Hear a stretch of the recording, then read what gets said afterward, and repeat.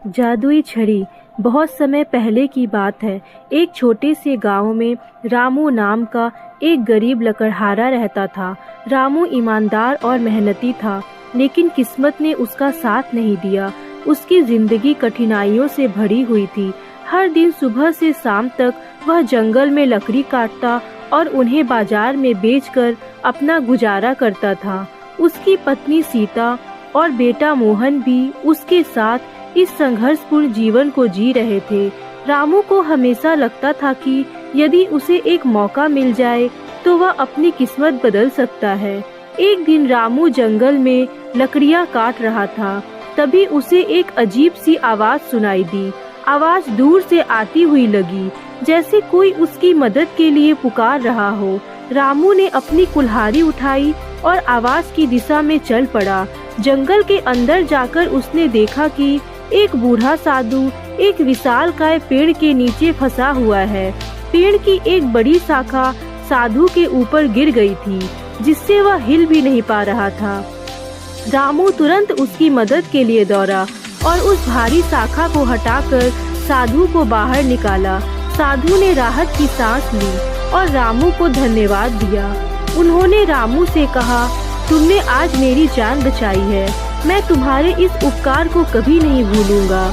साधु ने अपने झोले से एक छोटी सी चमकती हुई छड़ी निकाली और रामू को दी। उन्होंने कहा, यह कोई साधारण छड़ी नहीं है, यह एक जादुई छड़ी है। यह तुम्हारी सभी इच्छाएं पूरी कर सकती है, लेकिन ध्यान रखना, इसका प्रयोग सोच समझ कर करना। जादुई छड़ी का दुरुपयोग कभी नहीं होना चाहिए, वरना इसके भयंकर परिणाम हो सकते हैं। रामू ने साधु का धन्यवाद किया और खुशी खुशी घर लौट आया। रास्ते में वह सोचता रहा कि इस जादुई छड़ी का इस्तेमाल कैसे करे। उसकी पहली सोच थी कि वह अपनी गरीबी को दूर करने के लिए इसका इस्तेमाल करे, ताकि वह और उसका परिवार सुखी जीवन जी सके। घर पहुंचने के बाद उसने सबसे पहले अपनी पत्नी को जादुई छड़ी के बारे में बताया। सीता को पहले यकीन नहीं हुआ, लेकिन जब रामू ने छड़ी की ताकत का प्रदर्शन किया तो वह आश्चर्यचकित रह गई। रामू ने छड़ी को हाथ में लिया और कहा, मैं चाहता हूँ कि हमारे पास बहुत सारा सोना हो। छड़ी चमकने लगी और अचानक उनके घर में सोने के ढेर सारी मुद्राएं प्रकट हो गई। रामू और सीता की खुशी का ठिकाना नहीं था। अब उनके पास धन दौलत की कोई कमी नहीं थी। रामू ने एक बड़ा घर बनवाया, नए कपड़े खरीदे और शानदार भोजन का आनंद लिया। उनका जीवन पूरी तरह बदल गया था।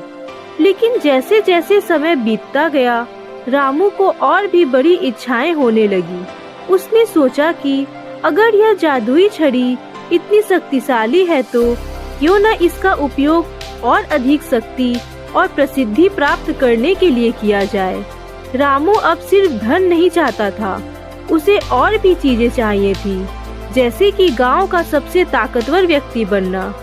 उसने जादुई छड़ी से इच्छा की कि वह राजा बन जाए, और उसकी यह इच्छा भी पूरी हो गई। रामू अब एक छोटे राज्य का राजा बन गया।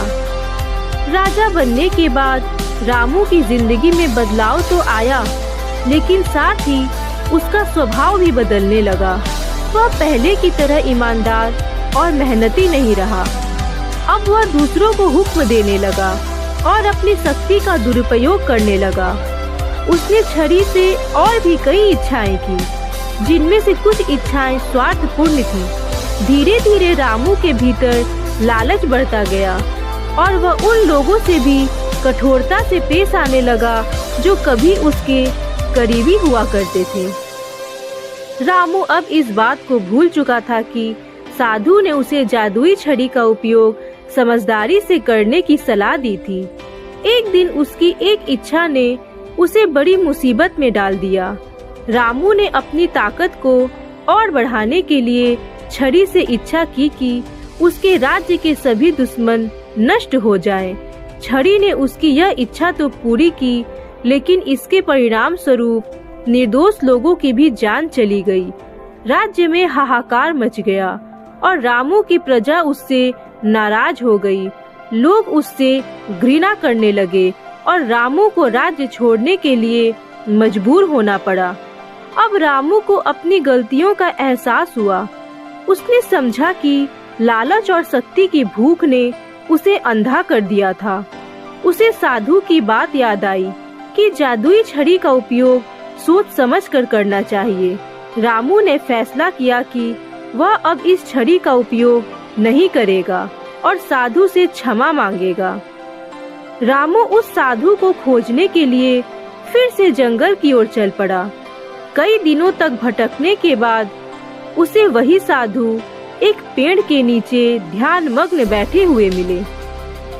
रामू ने साधु के चरणों में गिरकर उनसे माफी मांगी और अपनी गलतियों का पश्चाताप किया। साधु ने रामू की बात ध्यान से सुनी और मुस्कुराते हुए कहा, तुम्हें अपनी गलती का एहसास हो गया, यही सबसे बड़ी बात है। इस जादुई छड़ी की शक्ति का उपयोग किसी के भले के लिए होना चाहिए, न कि स्वार्थ के लिए।